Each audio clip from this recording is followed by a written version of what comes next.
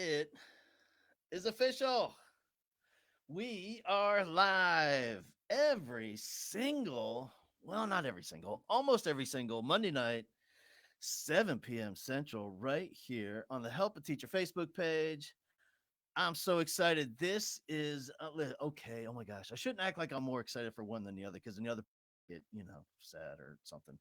But I am fired up for this one. Every once in a while you come across somebody that has such an impact on the world of education and specifically on the world of teachers and teaching and all that they have going on. Every once in a while somebody comes along and their vision is so unique. And here's what I always say: lots of people have great ideas. I mean, there are great ideas everywhere. The problem is that most people just kind of sit on the couch with a great idea and don't really do anything about it. Well, our guest today, Kayse Morris, has absolutely had great ideas and like got off the couch and worked crazy hard with an insane focus and intent and such passion. And what she's created an empire, and she's helping teachers across the nation, and not just that, but just making the world a better place through her work. And I can't wait for you guys to meet her, and we're gonna chit chat here for the next 25 or 30 minutes. Kayse Morris, all the way from you. It's somewhere I know where you live out in Georgia. There's a whole pack of wild dogs, and there's probably a pond with snapping turtles, and Yep. and maybe a lemonade stand every few miles. That's it. You got it. Thanks for having me, Hal. That was such a nice introduction. Oh my gosh, I appreciate that. Absolutely. Well, here's the thing: is when I first came across your information, I'm not really sure how we connected in the first place, but I remember looking into what you have going on, and I thought, wow, man, this is crazy. Is this for real? And then a few months passed, and I went back to see what you're doing on your website and your social media. It's like even more stuff. I'm like, what is she doing now? And today, it's like this never ending fountain of creativity and inspiration and services and content that helps educators. And so here's what I want to know is so first of all, could you give a quick overview of where you are right now in your career and all that you have going on for teachers? For sure. Thank you so much. I'm a little nervous. I usually do the interviewing, so to be interviewed, I'm a little nervous. But thanks for so much for being here, guys. I'm Kayse Morris, and I'm from a very small town in South Georgia. Former eighth grade English and language arts teacher. Shout out to all my middle school teachers out there. There's a special breed for you. I love you guys. And I had a dream back in 2013, and that was to make $50 selling my teaching resources online just to pay my Netflix bill. That's what I wanted to do for the first month. And I made it and it happened. There's so much behind that story. A mama of, I'm four boys now, but two boys that were born 12 months, 11 days apart. I struggled through a really deep postpartum depression. And I always say that selling my teaching resources online truly saved my life. And I don't say that lightheartedly. But from there, it kind of grew into what it is today. And now I had this passion to help other teachers do the same. And I know it can be a touchy subject, right? Selling your teaching resources online, profiting from what you're doing in the classroom. But I knew that I had to help other teachers feel what I felt back in that fall day of 2013. So as my business grew, I changed, I evolved, but at the heart of it was serving teachers and helping them feel that joy and that passion that I got to feel. And I left the classroom in 2018, hardest decision I ever made, and decided that I would go all in with this journey of helping educators. And now I have the privilege of helping thousands of teachers all over the world find their passion, their joy in the classroom again, and sell their resources online, but in turn, help them become the best teacher ever. So it's awesome. That's where I think some people get confused is like that's the benefit. I see like I okay, listen, here's what I love. I love the fact that teachers are able to follow like this step by step guide and make some extra money. I do love that part, but what I really love is the passion that I see is generated in them as a person, as a human being, and how that transfers to them as they stand before their kids every day. And it seems to me, just people I know that have been involved with what you do, and they're just it somehow like it just puts gas on the teacher fire. And that's what they are. I mean, they're on fire for instruction and making a difference in the lives of kids. And it's been amazing to watch.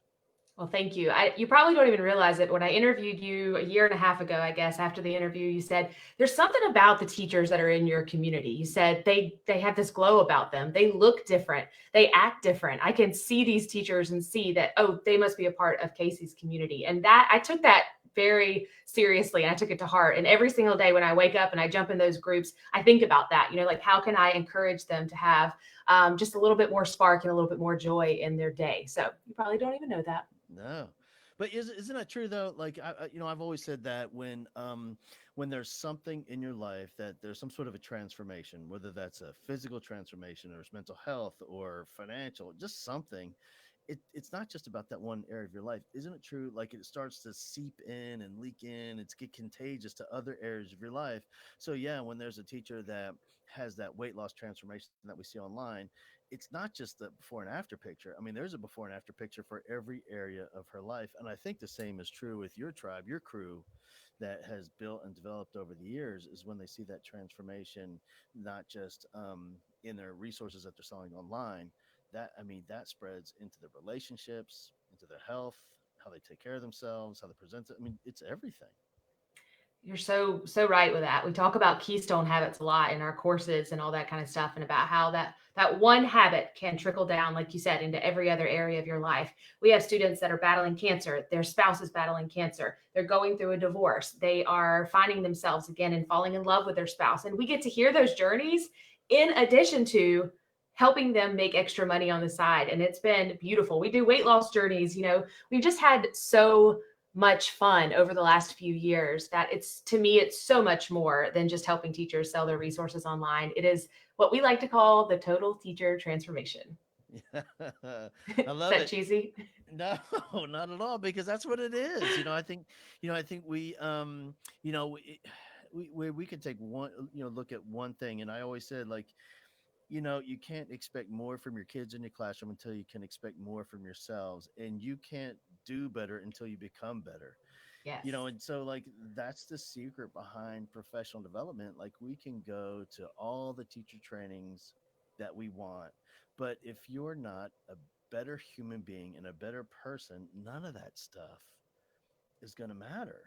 And I think that's the same thing for you, where people can come into a course and a program, and yes, all the steps are there, but if they don't have the courage and the wherewithal that it takes, well, the steps really don't matter. So yeah, like, we have to develop who we are and those character traits first, and build the foundation upon which we can follow the steps.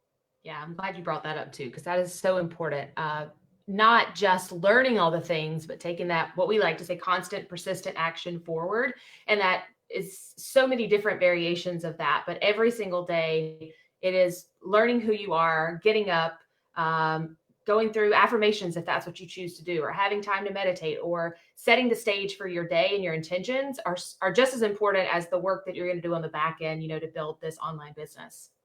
What I call it is it's daily momentum for me. And a lot of people ask about speaking and how do you get into this, and what do you do. And so there's tons of people I help, and it's like as if they think there has to be this monumental mountaintop moment of revelation every day, and these massive steps. And it's not for me, man. It's just been these, like, tiny little incremental things, always moving forward every day. And you know what it is? It's just that thought process, just that it's on the forefront of your mind and you're constantly thinking about it, and those tiny steps every day is what leads to massive results. And I think just like kids in our classroom, yeah, I would have loved that, the eureka, the light bulb moment every day. But I don't know if it's possible. But it's those tiny steps that over time, you're just going to end up in a whole different universe from where you started.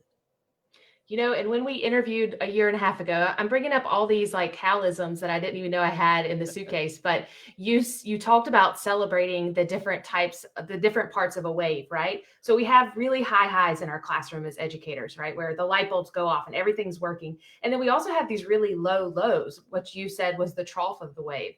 And I teach my students that all the time. Like, yes, you're going to have monumental days and things are going to go great, but the entrepreneurial roller coaster is just like the roller coaster of a teacher in the classroom. There are so many good days, but also so many bad days. So to learn how to embrace those is really part of the struggle. We've got the train coming by. I don't know if you can hear it or not, but That's exciting. I thought maybe somebody hit a home run at the ballpark or something. I don't know what was going on. Oh, welcome to South Georgia. Right. But that's so true. And I think sometimes just like in teaching, I don't know if there's anything we could ever say that would prepare um, a first day teacher with how deep some of the lows can be in the classroom, how hard it really is. And it's almost as if that is the perfect preparation, ground for what you do for becoming an educational entrepreneur, because those days are in there too. And it's just like you made it through those really hard days in the classroom, you're going to make it through those really hard days with this business as well. As long as you don't give up. That's the bottom line. I don't know who said it, but the most genius thing that I ever did was I never gave up. I wasn't some unicorn teacher that had really good test scores. I was just like every other teacher, but I just never gave up on the students or anything like that. And it's the same thing with your online business. Yeah. If I think back, you know they say, that when they look back at it and they take a study, especially in business, I assume it applies to everything in life, whether it's quitting smoking or getting in shape or whatever the thing is, getting your nutrition in order, is the people that give up, they underestimate just how close they were to the Yes. solution. They were right there on the brink when they quit. And yeah, I think as educators, though, it is a special personality that people come into this profession that are able to push through those emotional hard places. Yes. And the fear, when you're in education, right? The fear is always going to be there, but you have to push through day in, day out. Like there is no days off when you're a teacher. So if you're afraid of how this lesson might go or how the student might react, every day you have to kind of overcome that fear. Same thing with your online business. It's so many limiting beliefs are out there that we have to constantly be attacking our fears head on. And the ones that continue to do that are the ones that are successful. Yeah. Hey, when you got into the whole teachers pay teachers world, when you're just kind of dipping your toe in the water and trying to feeling it out, and oh my gosh, I can pay for Netflix. At what point did you think, wait a minute, this thing might be able, I might be able to grow this thing? I knew it day one. I let me tell you, I felt it so deep in my core. I said, it doesn't matter how much money I make. I'm going to be happy. I'm going to impact lives, and I'm just going to keep going. And first year, I made $415. So I was like, okay, like that was huge for my family, monumental.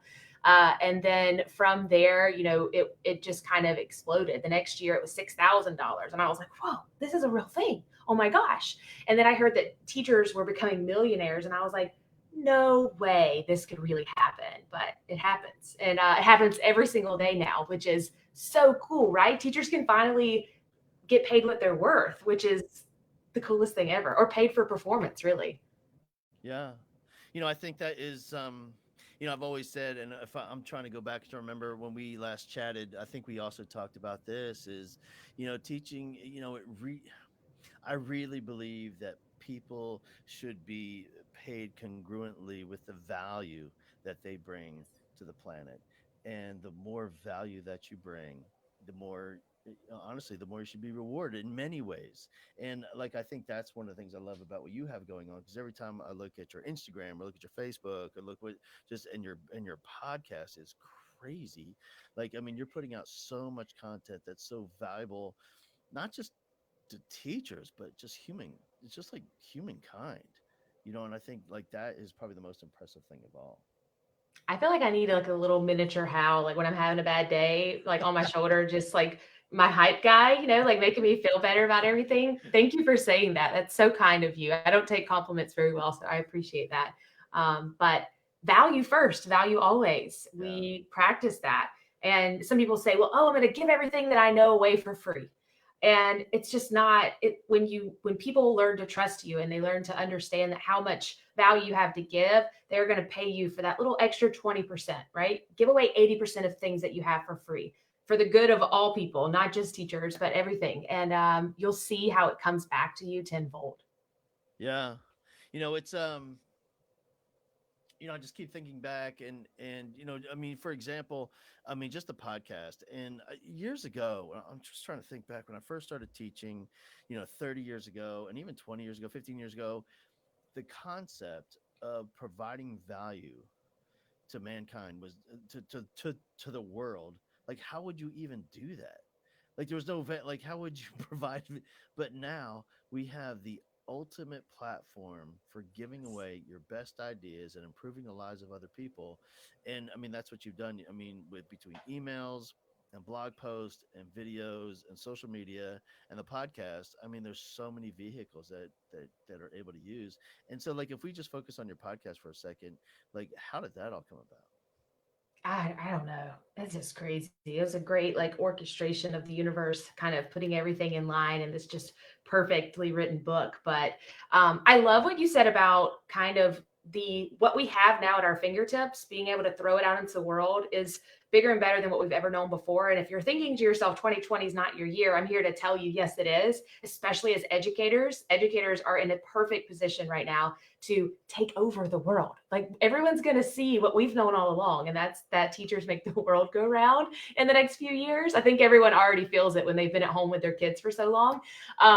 But podcast, I'm sorry, I got off track. I get excited. So 2 years ago, I knew that I wanted to help teachers. So every day I'd ask myself one question: how can I serve educators more? And for me, it was a podcast. I love to write. I've always been someone that aspired to be an author. And so as an English teacher, it kind of gave me an out. So I would type up my podcast, write out what I was feeling. And it started from that place, a place of just sharing my experience with teachers.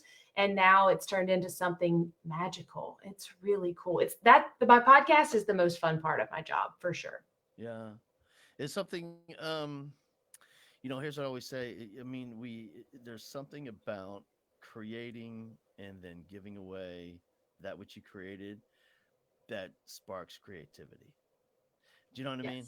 Yes. I've always said when I get in a rut and I'm stuck, whether it's with my creating resources or something, the first thing I've learned to do over the years is to go help somebody else with whatever their challenge is. Because when we can brainstorm and solve that issue, it's like an avalanche. It's like this waterfall of creativity and resourcefulness that comes rushing into my life. And so the more I create and the more I give away, the more information. And I'll tell you what, the perfect example is I wrote a book with Dr. Brad and Dr. Brad Johnson, and it's coming out. It's called Dear Teacher. It's going to be out in a few months. And we came up with the idea of we were going to write 50 chapters each, short chapters, kind of anecdotal. And I started with the first one. I banged that one out, and I thought, man, I got 49 more. There's no way. And then I wrote the second chapter, and then the third, and then the fourth, and then, like the more I wrote, the faster the information kept coming in, and by the end, I was writing 1, 2, 3 chapters a day just to get the ideas because I got so creative because I was giving away all this information. Yeah. Yeah, it's amazing. I agree. I can't say enough about how good it feels to give rather than to receive. And that's kind of been the thing that your parents are supposed to teach you, your whole life is it's always better to give than to receive. And it's so true. It really is. And it's crazy to me, even now, the more that I give, whether it be financially or just in value that I bring, the more that comes back to me every single day. If you have this abundance mindset of like the world there's enough for everyone. It's crazy how true that is. We like to say that there's room for everyone on the playground. And from there, it's just kind of our playground's just getting bigger and bigger. Yeah. Hey, can you give us an idea? And I mean, not like a, you know, super unbelievable story, but just kind of a maybe something that you can tell us about someone who's come into your life through one of your courses, one of your programs, and just kind of how their life has evolved and their business has evolved and their teaching has evolved because of it all. Is there can you think of a client who I guess kind of like a family member now that maybe kind of encapsulates and would serve as a summary for all that's possible? For sure. I have 50 of them, that I'm thinking of, but I'd love to touch on Christy DeRoche, and she's fine with me using her name, but she is a Louisiana teacher, and she came into my program. She was one of, like to call them the OGs, the originals. So she started our coursework whenever we first launched our course. And from there, I've just seen, again, the total teacher transformation. But she joined in on our courses, and not long after that, found out her husband had been diagnosed with cancer. And she shared that a little bit with us, but not really in a lot of detail, but she still was putting in the work. And she shared on the podcast a few weeks ago that that community allowed her to forget about what was going on in her personal life. It gave her a chance to kind of put everything else down, right? From the classroom to her husband's illness. She has a little boy. So she just had so many different things going on. But she said in the midst of all the craziness, she could go back to this community and find that she didn't have to talk about all the things that were hard. So Christy's thing was finding out what her main thing was. Dr. Stephen Covey says that the main thing is to keep the main thing the main thing. And so I practice and preach that constantly to my students. And she said that during that hard time, that was what she wanted to do, was find out what her main thing was. The great news is that her husband has rung the bell. He is cancer free. You know, it's amazing to see, all while he was building their house, by the way. But she has built a thriving teacher business, and she is on track to have the best year ever. She found out her main thing, which is helping teachers digitally plan their school year. And how crazy is it that this happened in 2020? It's like, again, like all the stars in the universe aligned. But she is the digital teacher planner master, is kind of what I like to call her. Different planners for different types of teachers, from grade books, but everything that you can have at your fingertips on an iPad. She's become a pro at. And to see the person she's become, not just financially, even though she's on track to have her best year ever, but also the person that she's grown into, from her husband beating cancer, overcoming that, and sticking with our community, to being able to share her success story, is truly, you know, that's the stuff that miracles are made out of. Like, I feel like she has a whole book inside of her that she could write about her journey through all of this. But she's lived a lifetime in the last 2 years, and it's been such a pleasure. She's the most positive person I've ever met in my life. And she made the comment, I'm trying to think of a quote that she said on the podcast the other day, that you have to celebrate where you are every single day, so that when you look back, you can remember how far you've come. And I thought, man, that's pretty cool. So Yeah. I'm sorry, that was kind of a long explanation. No, that's way cool. Like it's those stories. Like I think, I mean, we all have the logical slips in our mind. These are this data that we have in our this brain we have up in the noggin, that the things we know we should do. But I think it's those emotional, anecdotal stories of someone, like a real person, a real life, a real Disney movie type story success, that drives people to, and serves as the spark to fuel them to get things started. Like, one of our, I just told you I play favorites. One of my favorites is Antoinette, and she's talking about how she has goals, and and we all have put goals on the back burner. Heck, I still do it today. We get, because I've only got so many burners, and and just like her writing a book, for you, what is it that how is it in your life that you've been able to prioritize some of those things, so you move it to the front burner, you click it on, and you get that thing boiling? That's a great question. It goes back to Stephen Covey. I found Stephen Covey whenever I first started selling my resources online, and he introduced me to the Eisenhower Matrix. So if you've never heard of it before, I want you to Google it after this. But basically, he has you create 4 quadrants of things in your life, from things that are urgent to not urgent, things that are important to not important. And so I started not just making checklists and to-dos, because that's what we do as teachers, right? We come in for the day and we're like, here's all the things I got to do today. Here's the checklist. That's a very basic level of planning and being strategic, very basic. Using a checklist and checking things off makes us feel better inside, but in the end of the day, it doesn't move the needle forward as good as you need it to. So I got really good at prioritizing my schedule in the right ways, and knowing that whatever I was going to do for the day was going to really move the needle forward, and not just be some aimless scrolling on social media, or giving energy and attention to things that didn't bring me joy. I let it all go. And once I did that, it was like everything fell into place. Yeah. I think for me it's the same thing, is asking myself, is this a priority for me? Is it a priority for my family? Is this a priority for my community, for my career, for the world? If I can put a check marks to all those things, because honestly, a lot of times when I'm focused on, is this a priority for me? Yeah, I guess. But is it a priority for all those other areas? And rarely can I check those boxes? But when it came to like writing the book or launching a business or helping, creating a new professional development event for educators. I mean, these are things that really, it's not just me, it's everybody else. And so when it comes like to writing a book for Antoinette, what I would say is I think we underestimate the thousands upon thousands of people that need that story, that need that Yes. information. And you're the only one that has it. They can't get it anywhere else. It's your responsibility. And whether it's her writing the book or teachers coming to you and joining your course, it's the same thing. There are people out there waiting. They're looking for what you have to offer. They just can't find it because it's not out there. And I think at some point we have to take the responsibility and ownership to create and provide for those people who we can serve. Yes, if someone is helping us orchestrate our lives, but are you going to take the pencil to the paper, put the keys, and get them to type that book? Because, like Hal said, somebody needs to hear that.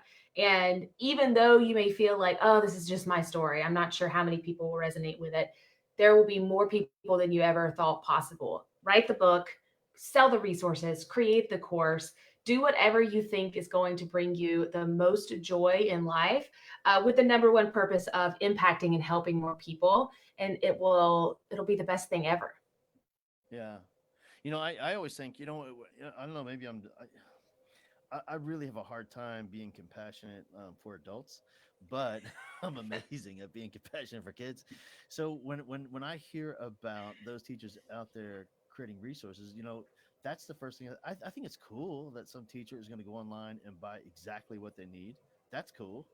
That it's going to fit exactly the lesson. But what I love is the fact that some teacher in some small town in Georgia created some resources that somebody in Washington State purchased for a few bucks and present an amazing lesson. I think about those kids sitting on the carpet right there, getting that lesson, having their lives changed, and just how the world, like the network of all that energy, is just awesome.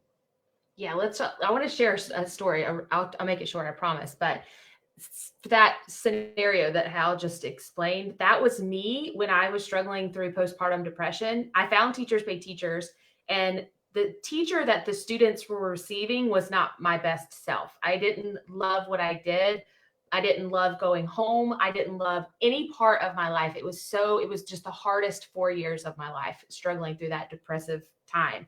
But Teachers Pay Teachers helped me become a better teacher. Some random teacher on the internet allowed me to jump online, swipe my debit card, print out a resource, and gave those children a better education than what I could have done by myself during that time. And that is what made me realize, oh my gosh, I want to be that for somebody else. And so when I say they saved my life, really they saved my life, but also the lives of the students that I taught that year, because it turned me into the best teacher that school year that I could have been with what I had going on. Yeah. Hey, real quick, I want to see if there's anything you can provide here. We have so many teachers out there that that are struggling. And I especially think about young teachers always, and this is a year where I'm just not thinking about new teachers, but those teachers that have 10, 20 years in the game. Where they're have kids sitting in front of them, and they have 40% of the classes online, and they're on video, and they're trying, and for my kids at school, no one's back. Everyone's online here in Houston. Wow. And so I look at his computer screen and I see this teacher teaching her heart out. And then I see these little initials all over the screen, not a single, because kids don't turn on their cameras. Mm. And I just think, oh my gosh. And so now, coming up in a few weeks, about 30% are going to go back and be in person, 70% will stay home and be online. And I mean, I think the challenge that we have, our teachers are not, we're all in this to make a difference in the lives of kids, and it's as if they're not seeing the evidence. Do you know what I mean? They're not feeling that emotion of being a significant role in the life of a child that's transforming that human being. And I'm just wondering if, at this point, kind of looking from the outside in, since you and I aren't in the classroom right now, what is there anything that you could share, or or provide teachers right now, something for them to focus on and think about as they're going back into the classrooms, whether it's the classroom or the class Zoom? Yeah, and I don't know how this is going to be perceived when I say this, but as a mom, as a former teacher, we've all heard the story that relationships are everything. And I could sit here and tell you that relationships, relationships, relationships. But what our kids need now when they come back to your classrooms more than anything is for you to close that textbook. You give them a big hug. You say, how was your break? Let's talk about it. And develop something like you've never developed before. Make these kids have a lasting impression on you and ask them how you can better serve them. Make it all about your students because they are going through so much. We're about 90% of our students have been back full time for about 8 weeks. And what I heard, my husband's a high school principal. So what I heard a lot at home was that how heartbreaking it was when these kids finally came back. We live in a very poor community, and these kids came back and they were so thankful to finally be a part of their family again, to finally be taken care of, to know where the next meal was coming from, to have food and shelter and all of those things. That's the part of the education that most of us got into it for, right? It's not because we're great at teaching math or we're great at teaching English. It was to help better the lives of these students. So this may not be the popular response, but close the textbooks those first few days if you can and say, let's talk, get that deep connection going on with your students. And teachers that have relationships outperform everyone in the entire school every single time, hands down. I've seen it time and time again. You can be an okay-ish teacher, which I was just okay-ish, but have amazing relationships, and kids will always remember every single thing that you taught them. Yeah. For me, I convinced myself, and I'm not saying this is healthy. I'm not saying it's the right thing to do, but I had to do it.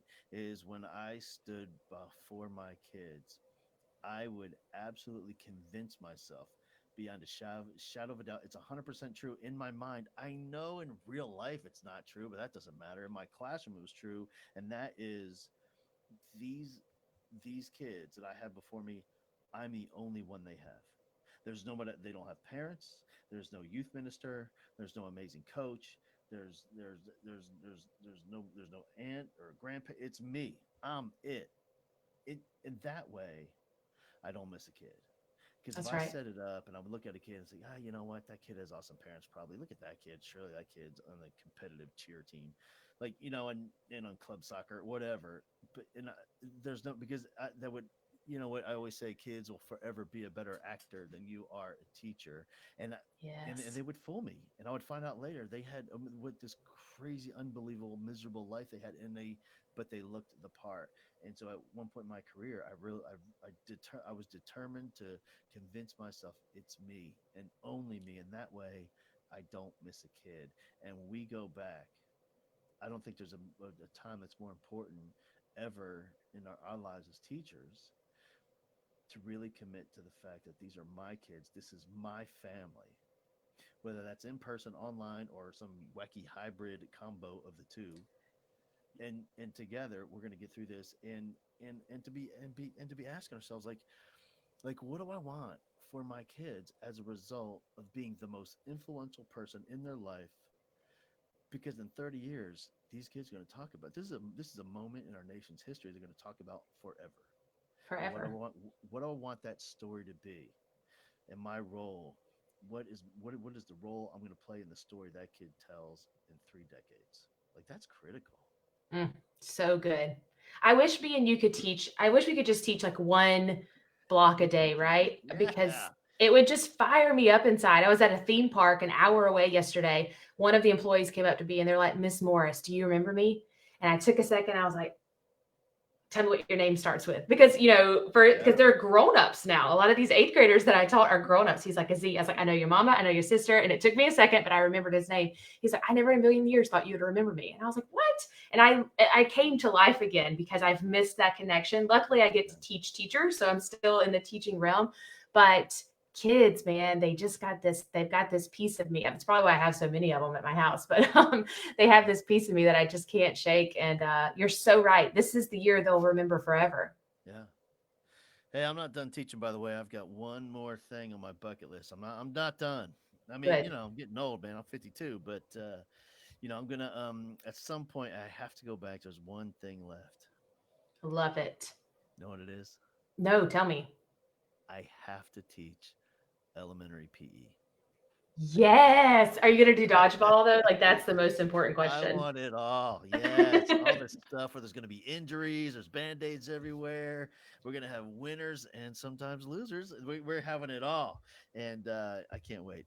Hey, listen, thank you so much for hanging out with us tonight, man. I really, really appreciate not just all you have going on. I mean, I love all your courses and I love your community that you create for teachers. But I mean, it wouldn't all be amazing if you weren't amazing. So I'm just so thankful that our world has you in it.